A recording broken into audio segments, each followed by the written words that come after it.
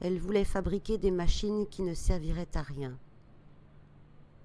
qui seraient des autobus mis bout à bout, dans tous les sens, chaque museau de véhicule collé aux fesses de son voisin dans une sorte d'étoile de Noël géante, qui seraient des robinets ouverts agrafés sur les bras d'automates déglingués. Mais elle avait beau viser le rien, elle ne l'atteignait pas. Un récit venait constamment se greffer, et les plans de ces machines se mettaient à dénoncer et dénoncer encore. Ces machines hurlaient une fin de non-recevoir au milieu du cliquetis de carreaux de faïence découpés. Elles ridiculisaient, démontraient, et des phalanges osseuses montées sur roulements à billes sortaient d'emballages carton comme des monstres d'Halloween en désignant des visages de publicité pour pizza. On ne pouvait pas faire une machine vide de sens, se disait-elle. Le cerveau trouvait toujours un moyen de mettre du sens, même de façon alambiquée, même tiré par les cheveux. La puissance du cerveau était telle qu'il trouvait des explications à tout. Ou il était si faible, si défaillant, qu'il trouvait des explications à tout. Il était même capable de donner, avec sa force ou son impuissance, plusieurs sens différents à la même machine, et même des sens contradictoires. Il pouvait proposer des explications déclinées à l'envi, en nuances, en opposition ou en écho, en fractal. Elle aurait voulu filmer des images vides de sens, des travelling infinis sur du beurre, sur des montagnes de beurre, des étendues de beurre kilométriques. Et rien ne l'empêchait. Elle pouvait écrire des milliards de fois le mot beurre sur des milliards de pages, à la main ou à la machine, sur des toiles, sur du tulle, sur les parois verticales et horizontales de containers, sur des façades de radiateurs, des plateformes pétrolières, des cadavres d'animaux. À chaque fois, le mot beurre répété en lettres minuscules, majuscules, en italique ou traduit dans de multiples langues, imprimé ou peint ou soudé ou tatoué ou déchiqueté, dirait quelque chose de la vacuité du monde ou de l'inanité des systèmes d'exploitation, de la violence du détail lorsqu'on le hausse au rang du primordial, du sans consistance érigé en Dieu, de la mainmise de l'unique sur le pluriel,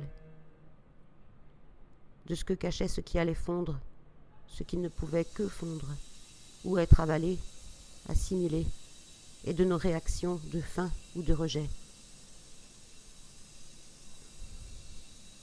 Elle en arrivait à l'idée que sa volonté de créer un objet, livre, film, toile ou installation, vide de sens, ne l'était pas vide de sens.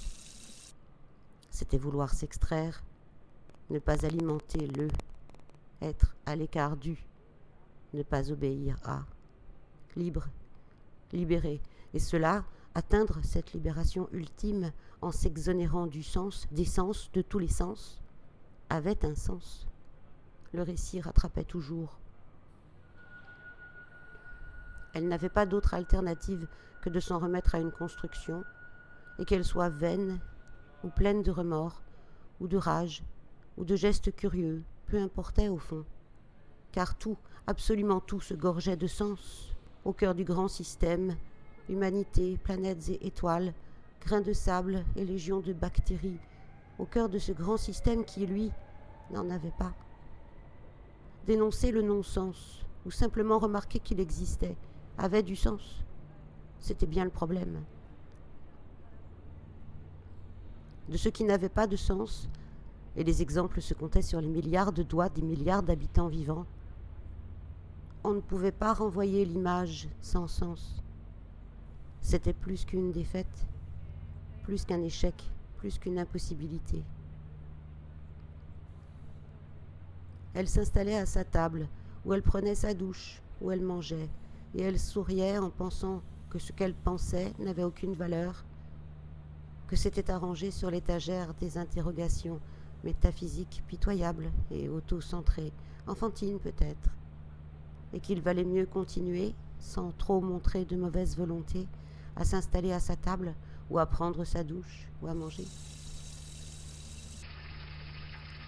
Elle écoutait le concerto pour piano numéro 24 en ut mineur de Mozart, et, bien que continuant à penser qu'on ne pouvait pas échapper au sens, et donc qu'on ne pouvait jamais renvoyer l'image parfaite du non-sens du monde, on ne pouvait pas non plus échapper à ça, à ce que provoquait cette musique-là, celle-ci particulièrement, sauf à refuser d'être soigné et vouloir être soigné de la défaite, de plus que la défaite, de l'échec, plus que l'échec, de l'impossible, à ce point impossible qu'il n'y avait pas de mots, était peut-être une ou la seule parade envisageable. Et cela venait ajouter un problème de plus. Parmi les milliards d'oreilles proches des milliards de doigts des milliards d'habitants vivants, certaines n'entendraient jamais le concerto pour piano numéro 24 en ut mineur de Mozart, ni aucune autre musique qui puisse s'en approcher. Soit qu'elles n'auraient aucune idée de son existence, soit que d'autres doigts viendraient se ficher en elles pour les boucher et les en empêcher. Certains empêchaient que d'autres soient soignés, et ça n'était pas métaphysique.